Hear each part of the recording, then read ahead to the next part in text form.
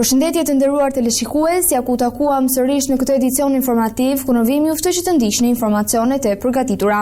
Detajet të reja dalin nga hetimi për vrasjen e turistit portugez në Ksamil, ku 20 vjeçari Luis Miguel Varela Mendes humbi jetën pas një konflikti në resortin Principoc. Dyshohet se përplasja ndodhi brenda ambienteve të Laguera, ndërsa më pas viktima u nxorr jashtë dhe u la në zonën e plazhit.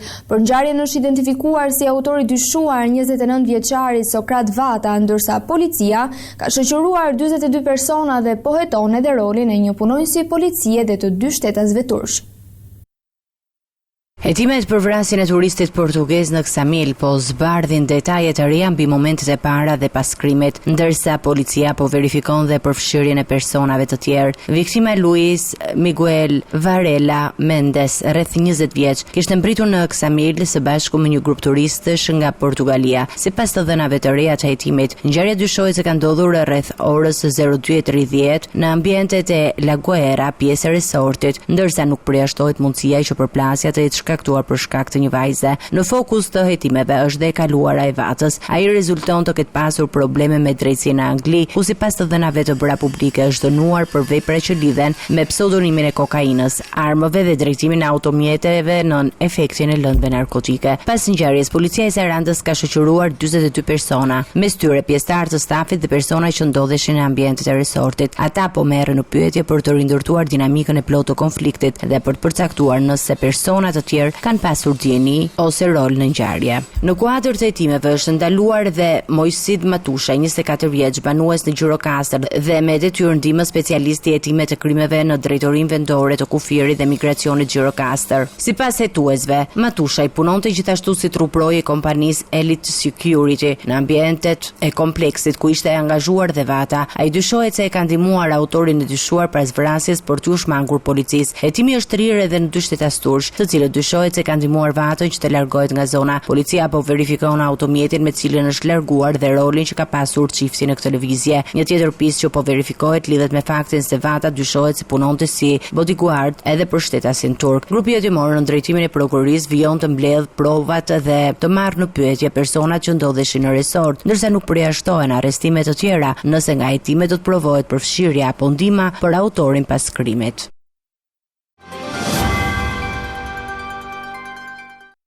Protesta kundër qeverisë e kryeministrit Edi Rama ka hyrë në ditën e 80 duke vijuar me tubime të përditshme në Tiranë. Qytetarët u mblodhën në qendër të kryeqytetit dhe para kryeministrisë, ndërsa kërkesa kryesore mbeti dorëheqja e kryeministrit dhe ndryshimi politik. Protestat të pagëzuara si revolucioni i flamingove kanë pasur në ditët e fundit edhe pjesëmarrje nga diaspora. Protesta kundër qeverisë vijon prej 80 ditësh në Tiranë, një nga ciklet më të gjata të bimeve të njëpasnjëshme të zhvilluara në kryeqytet gjatë muajve të fundit. Qytetarët u mblodhën si çdo ditë në zona të ndryshme të qendrës së Tiranës, ndërsa më pas u mblodhën tek tubimi i përqendruar përpara kryeministrisë. Gjatë këtyre javëve, protestat kanë marrë forma të ndryshme, nga marshimet në rrugët kryesore të kryeqytetit deri tek grumbullimet e përditshme pranë institucioneve. Lëvizja është bërë e njohur me emërtimin Revolucioni i Flamingove, ndërsa në fokus të protestuesve vijojnë të janë kërkesat për largimin e kryeministrit Edi Rama dhe ndryshimin e kursit politik të vendit. Pavarësisht kozgjatjes së protestave, organizatorët dhe pjesëmarrësit deklarojnë se do të vijojnë të dalin në rrugë duke kërkuar ndryshime politike. Një element i veçantë i ditëve të fundit ka qenë dhe pjesëmarrja e shqiptarëve nga diaspora, të cilët u bashkuan tubimeve në Tiranë dhe shtuan numrin e protestuesve. Me hyrjen në ditën e 80, protestat vijojnë të mbeten një nga zhvillimet kryesore politike në kryeqytet, ndërsa mbetet e paqartë se sa gjatë do të vazhdojnë tubimet e përditshme. Një autobus me turistë të huaj është përfshirë nga flakët në qafën e Kalas në Berat, duke shkaktuar momente paniku. Drejtuesi ka ndalur mjetin sapo ka konstatuar problemin, duke bërë të mundur evakuimin e të gjithë 52 pasagjerëve, mes tyre edhe fëmijë. Zjarri shkrumboi autobusin dhe përfshiu edhe një automjet të parkuar pranë, ndërsa policia ka nisur hetimet për shkaqet e ngjarjes. Një autobus që transportonte turistë të huaj është përfshirë nga zjarri gjatë lëvizjes në qafën e kalas së Beratit, duke vënë në alarm pasagjerët dhe banorët e zonës. Mjeti ishte duke u ngjitur në drejtim të kalas Beratit, kur drejtuesi konstatoi shkëndija në pjesën e përparme. Ai ndaloi menjëherë autobusin dhe pasagjerët u nxorën jashtë përpara se flakët të përfshinin pjesën tjetër të automjetit. Në autobus ndodheshin 52 turistë, përfshirë edhe fëmijë. Fatmirësisht të gjithë arritën të largoheshin në kohë dhe nuk pati persona të lënduar. Zjarri u përhap me shpejtësi duke shkëmbuar tërësisht autobusin, pavarësisht ndërhyrjes së shërbimeve zjarr fikse që morritën në vend ngjarje së bashku me policin. Flakët nuk u kufizuan vetëm te autobusi, ato përfshin edhe një automjet tip Mercedes-Benz, i cili ishte parkuar pranë një banese. Pronari nuk mundi ta largonte në kohë dhe mjeti posoi dëmtime nga zjarri. Nga të dhënat paraprake dyshohet se shkaki i zjarrit ka qenë një defekt elektrik në pjesën e motorit, por kjo mbetet për të përcaktuar përfundimisht nga ekspertiza. Në kuadër të veprimeve procedurale, policia ka shoqëruar drejtuesin e autobusit Ervis Dyrmani me origjinë nga Durrësi. Ndërkohë, grupi hetimor po punon për të përcaktuar rrethanat e plota të ngjarjes dhe shkakun e saktë të zjarrit. 7 vatra zjarri vijojnë të jenë aktive në disa zona të vendit, ndërsa 2 të tjera po monitorohen nga autoritetet. Flakët kanë përfshirë kryesisht zona malore dhe pyjore në Dajt, Gur, Lur, Mat, Mirdit dhe Puk, por deri tani nuk raportohet rrezik për banesat. Në teren janë angazhuar qindra forca, mjete zjarfikse dhe mjete ajrore të forcave të armatosura.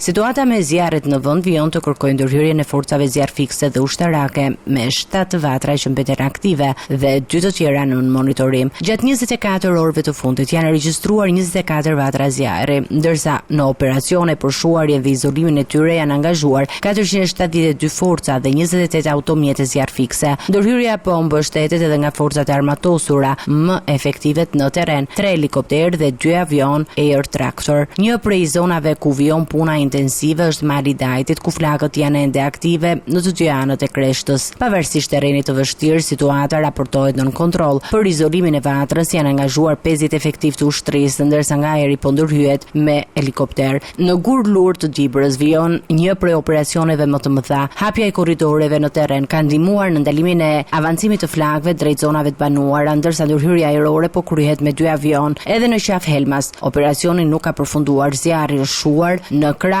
e Bulqizës, por një vatër vijon të jetë aktive në drejtim të Selishtës. Ndërhyrjet gjithashtu vijojnë në Bruc të Matit dhe Lufaj të Mirditës, ku flakët kanë intensitet të ulët dhe po punohet për izolimin e tyre. Situata mbetet në vëzhgim edhe në fushë laj të Pukës, ku era ka favorizuar për hapjen e flakëve në drejtim të masiveve pyjore të Tërbunit dhe Gjeqanit. Në këtë zonë janë angazhuar zjarfikës, efektiv të forcave të armatosura dhe vullnetar, ndërsa operacioni po mbështetet nga ajri me 2 helikopter. Autoritetet vijojnë monitorimin e të gjithë vatrave aktive, ndërsa Ministria e Mbrojtjes bën me dije se aktualisht nuk ka arritur në zonat e banuara nga vatrat kryesore të zjarrit. 25 vjeçarja Ana Dyrmishi, e cila pësoi djegje në më shumë se 85% të trupit pas zjarrit në hotelin Brooklyn në Vlorë, është dërguar në Turqi për trajtim të specializuar. Transferimi u krye pas përfundimit të procedurave mjekësore dhe administrative, ndërsa shpenzimet do të mbulohen nga shteti shqiptar. Ndërkohë vijon monitorimi të plagosurve të tjerë nga zjarri, ndërsa autoritetet kanë nisur kontrolle më të repta në strukturat akomoduese. Ana Dyrmishi, 25 vjeç, është transferuar në Turqi për të vijuar trajtimin mjekësor pas plagëve të rënda që pësoi nga zjarri në hotelin Brooklyn në Vlorë. 25 vjeçaria ka psuar djegje dhe më shumë se 85% të sipërfaqes së trupit dhe për shkak të gjendjes së rënduar është dërguar në një spital turk ku do të marrë trajtim më të specializuar. Ministria e Shëndetësisë njoftoi se transferimi u realizua pas përfundimit të procedurave të nevojshme nga SHSUT-ja në koordinim me ambasadën e Turqisë dhe autoritetet shëndetësore turke. Kostoja e trajtimit të 25 vjeçares në Turqi do të përballohet nga shteti shqiptar. Zjarri në hotelin Brooklyn në lungomare të Vlorës u regjistrua mëngjesin e së dielës dhe shkaktoi plagosjen e 6 personave, 5 prej tyre shtetas të Kosovës dhe 1 nga Rosheni. Situata u përshkallëzua brenda pak minutash, duke detyruar disa prej pushuesve të kërkonin shpëtim përmes balkoneve për t'u larguar nga godina e përfshirë nga flakët. Mes të plagosurve vijon të jetë nën kujdesin mjekësor dhe Aldo Kasimi, 30 vjeç, i cili ka vlerësuar djegje në rreth 30% të trupit. Ndërkohë, Nderim dhe Erlinda Rexhepi u trajtuan në spitalin e traumës për shkak të frakturave të marra gjatë përpjekjes për t'u larguar nga hoteli. Gjendja e tyre dhe të plagosurve të tjerë raportohet e stabilizuar. Sipas hetimeve paraprake, flakët kanë nisur në katin e parë të hotelit dhe dyshohet se shkak është bërë një defekt elektrik në prizën e frigoriferit. Në momentin e zjarrit në godin ndodheshin edhe turistë të tjerë të huaj, të cilët fatmirësisht nuk pësuan dëmtime. Pas ngjarjes, autoritetet kanë shtuar kontrollet në hotelet dhe strukturat e tjera akomoduese në vend, me fokus të respektimit të rregullave të sigurisë dhe funksionimit të sistemeve kundër zjarrit. Një sër prova është gjetura në një zonë të pyllëzuar pas grabitjes së një argjendarie në Paskuqan, i kanë dhënë policisë mundësinë të identifikojnë një prej autorëve të dyshuar. 35 vjeçari Argyes Kalsi u arrestua në Qafthan, teksa dyshohet se po tentonte të largohej nga vendi. Ndërkohë policia vijon hetimet për kapjen e bashkëpunëtorit që mori pjesë në grabitjen e rreth 2 kilogramëve flori.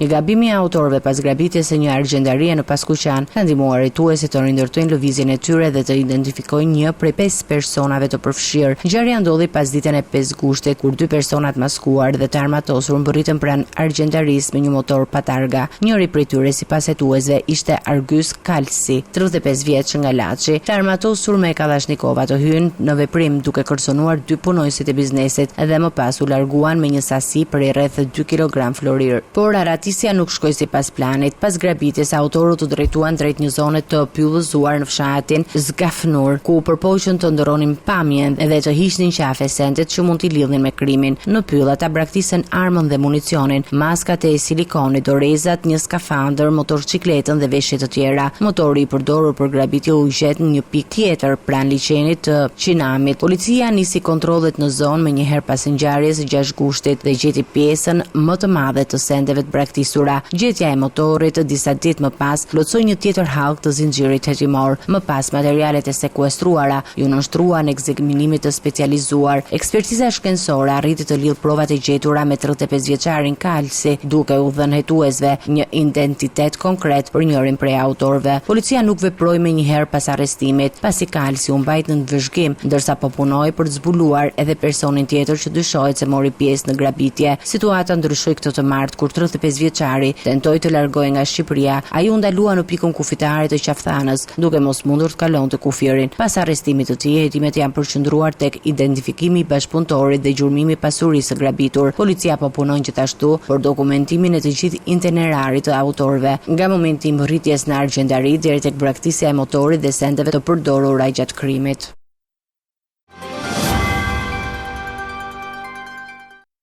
Produktiviteti i punës në Shqipëri ka shënuar rënje gjatë vitit të kaluar, duke zgjeruar më tej diferencën me vendet e tjera të rajonit. Sipas të dhënave të organizatës ndërkombëtare të punës, prodhimi për orë pune në Shqipëri është vlerësuar në $18.7, 4.1% më pak se në vitin 2024. Rritja e pagave në vitet e fundit nuk është shoqëruar me një përmirësim të produktivitetit, ndërsa bizneset përballen edhe më shumë me mungesë të burimeve njerëzore të kualifikuara.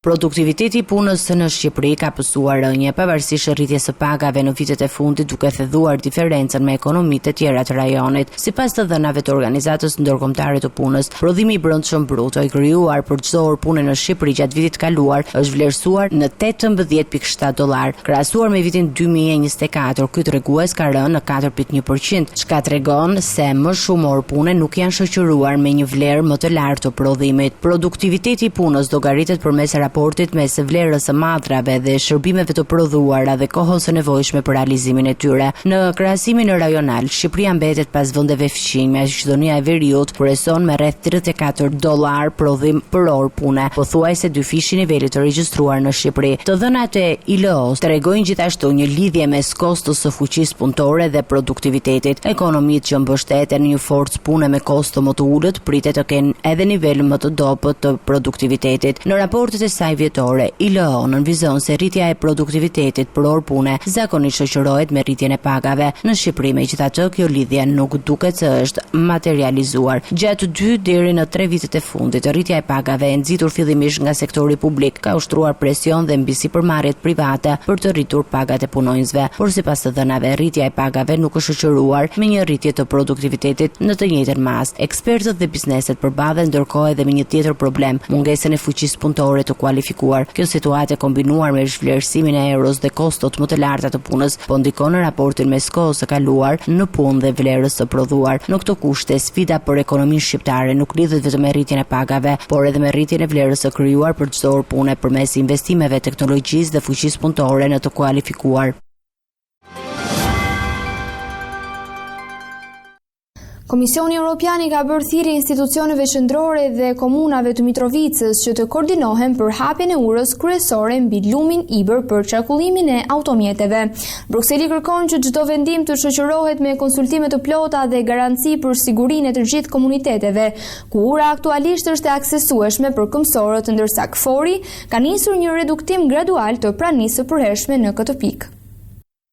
Bashkimi Evropian kërkon një koordinim më të mirë mes institucioneve të Kosovës dhe autoriteteve lokale për çështjen e urës kryesore mbi lumin Iber në Mitrovic, e cila vijon të jetë mbyllur për automjetet. Zëdhënësia e Komisionit Evropian Anita Hiper tha se qëndrimi I Brukselit për këtë çështje mbetet I pandryshuar. Hapja e urës duhet të shoqërohet me koordinim institucional dhe konsultime të mirëfillta mes palëve. Ajo që kërkojnë gjithashtu është që policia e Kosovës të garantojë sigurinë e të gjitha komuniteteve në përputhje me parimet demokratike, të drejtat e njeriut dhe sumdimin e ligjit në mënyrë që të gjithë të ndihen të sigurt. Aktualisht ura është e hapur për kombësor, por jo ende për qarkullimin e automjeteve. Ne kemi bërë vlerësimin ton, janë ndërmarrë hapa në këtë drejtim dhe qëndrimi ynë mbetet se ende presim koordinim efektiv dhe konsultim kuptiplota, të cilat duhet të përmirësohen. Deklarata e Brukselit vjen pas njoftimit të KFOR-it për nisjen e tranzicioni gradual të pranisë së përhershme ushtarake në urë. Misioni NATO ka sqaruar se çdo proces nuk nënkupton tërheqjen e plot nga zona. Trupat mund të shtohen sërish nëse vlerësohet se paraqitet ndonjë kërcënim për sigurinë. KFOR-i do të vijojë të mbajë një prani të dukshme si në Mitrovicën e Jugut, ashtu edhe në atë të Veriut, edhe në pjesë të tjera të Veriut Kosovës. Ura në Iber është një prej pikave më të ndjeshme në veri të Kosovës. Pas përfundimit të luftës në vitin 1999, ajo është ndrua në një vijë ndarëse mes dy komuniteteve dhe ndër vite ka qenë skene përplasjeve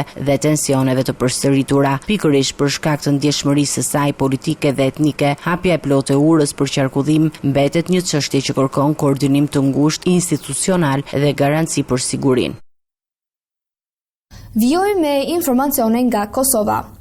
Në Kosovë është zhvilluar takimi I thirrur nga ushtruesja e detyrës së presidentes Albulena Haxhiu me përfaqësuesit e partive politike në përpjekje për të gjetur një zgjidhje për krizën institucionale dhe për të shmangur zgjedhjet e parakohshme. PDK, LDK dhe Aleanca nuk morën pjesë në takim, ndërsa Haxhiu bëri të ditur se vetëvendosja do të zhvillojë së shpejti bisedime me LDK-n për zgjedhjen e presidentit të ri.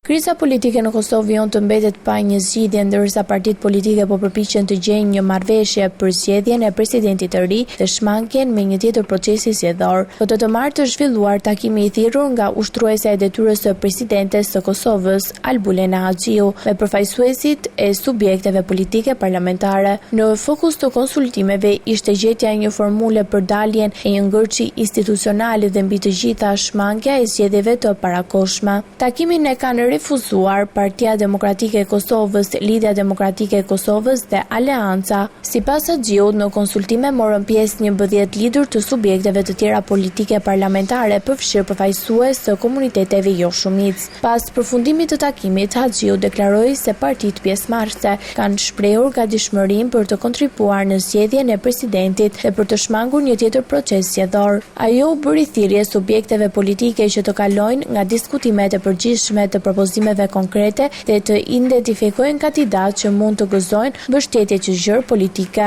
Haxhiu bëri gjithashtu të ditur se lëvizja vetëvendosje pritet të zhvillojë së shpejti një takim me LDK-n në përpjekje për të gjetur një marrëveshje për zgjedhjen e kreut të ri të shtetit. Gërçi institucional është krijuar pas zgjedhjeve të 7 qershorit, të zhvilluara në një situatë ku partitë politike nuk arritën më herët një marrëveshje për zgjedhjen e presidentit pas përfundimit të mandatit 5 vjeçar të Vjosa Osmanit. Në zgjedhjet e fundit, lëvizja vetëvendosje siguroi 53 mandate, ndërsa PDK-ja mori 22, LDK-ja 18 dhe AAK-ja 7 mandate. Zgjedhja e presidentit kërkon një shumicë së përcaktuar nga kushtetuta dhe praninë e të paktën 80 deputetëve në sallë gjatë 2 mandateve të para të votimit. Nëse presidenti nuk arrin të zgjidhet as në raundin e tretë, Kuvendi shpërndahet dhe Kosova shkon në zgjedhje të reja. Pikërisht për të shmangur këtë skenar, partitë politike po përballen me presion për të gjetur një kandidat konsensual dhe marrëveshje që do t'i japi fund krizës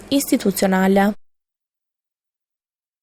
25 raste të reja me fruth janë konfirmuar në Kosovë gjatë javës së fundit, duke e çuar në 137 numrin total të rasteve që prej mesit të prillit. Prishtina kryeson me numrin më të lartë të infektuarve, ndërsa autoritetet shëndetësore kanë intensifikuar vaksinimin e fëmijëve që nuk kanë marrë dozën MMR sipas kalendarit. Epidemiologët e lidhin rikthimin e sëmundjes me uljen e mbulimit vaksinal.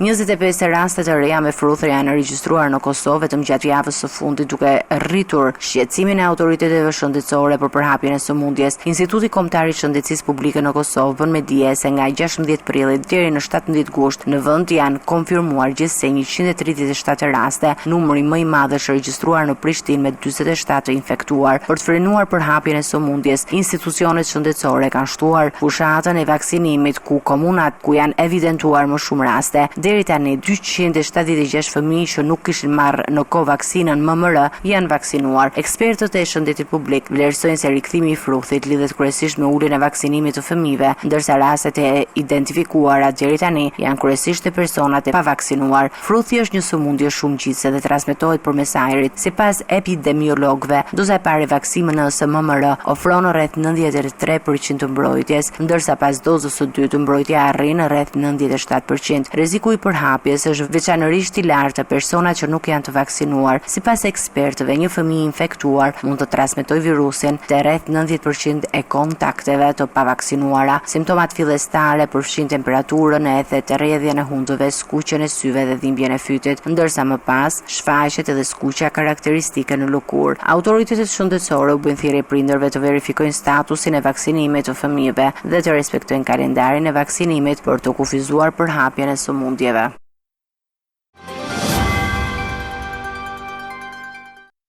Të nderuar teleshikues, në vijim juftoj që të ndiqni parashikimin e motit për ditën e nesërme.